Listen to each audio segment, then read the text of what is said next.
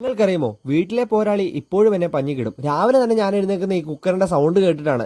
എന്നുള്ള സൗണ്ട് ഇല്ലേ, തൊട്ടപ്പുറത്ത് അടുപ്പ് പോയതുകൊണ്ട് തന്നെ കഞ്ഞി കിട്ടുമെന്ന് ഉറപ്പായി. ഒരു ഗ്ലാസ് കട്ടൻ കാപ്പി എടുത്ത് ടെറസിന് മുകളിൽ പോയിട്ട് പ്രകൃതി ഭംഗി ആസ്വദിച്ച് നേരെ താഴെ വന്നപ്പോൾ ആരോണിനെയും കൊണ്ടൊരു നടത്തം. അത് പതിവുള്ളതാണ് കേട്ടോ, അതും ഈ നമ്മുടെ വരമ്പത്തൂടെ. പിന്നീട് നേരെ പണിയായുധങ്ങളും എടുത്ത് നേരെ കളത്തിലേക്ക്. അച്ഛൻ പറഞ്ഞതനുസരിച്ച് ഓരോ കട്ടയും പൊട്ടിക്കാതെ എടുക്കണമെന്നാണ് നമ്മുടെ ഇന്നത്തെയും ദൗത്യം. ഇന്നലത്തേതുപോലെ തന്നെ നമ്മൾ ഓരോ കട്ടയും പറ്റുന്നത് പോലെ പൊട്ടിക്കാതെ എടുക്കാൻ ശ്രമിച്ചിട്ടുണ്ട് കേട്ടോ.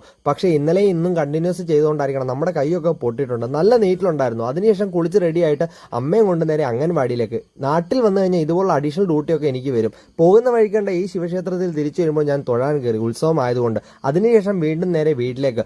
പോരാളി പറഞ്ഞതനുസരിച്ച് തുണിയെല്ലാം വിരിച്ചിട്ടുണ്ട്. നല്ല വെയിലായിരുന്നു. രാവിലെ കൈ പൊട്ടിയതിന്റെ വേദന മനസ്സിലായത് ചപ്പാത്തിയും സാമ്പാറും കഴിച്ചപ്പോഴായിരുന്നു. അത് കഴിഞ്ഞിട്ട് ഒരു ഉറക്കം കഴിഞ്ഞ് വീണ്ടും ആഹാരം കഴിക്കുക. കോവയ്ക്ക മെഴുക്കുവരട്ടിയും സാമ്പാറും മീൻകറിയും ഉണ്ടായിരുന്നു.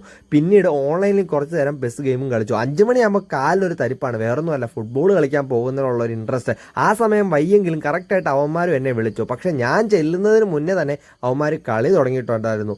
ഞാനിങ്ങനെ ഗ്രൗണ്ടിൽ ചെന്നപ്പോൾ കണ്ടത് നമ്മുടെ സുര അവിടെ ഇരുന്ന ഏബലിനോട് അവൻ്റെ വീരഗാഥകൾ പറയുന്നതായിരുന്നു. ശരിക്കും പറഞ്ഞാൽ അവൻ്റെ ആ എക്സ്പ്രഷൻ കണ്ട് ഞാൻ പോലും ഞെട്ടിപ്പോയി. പിന്നെ എങ്ങനെ ഏബൽ ഞെട്ടാതിരിക്കും? അതൊക്കെ കഴിഞ്ഞതിന് ശേഷം നേരെ കളി കഴിഞ്ഞ് നേരെ വീട്ടിലേക്ക്.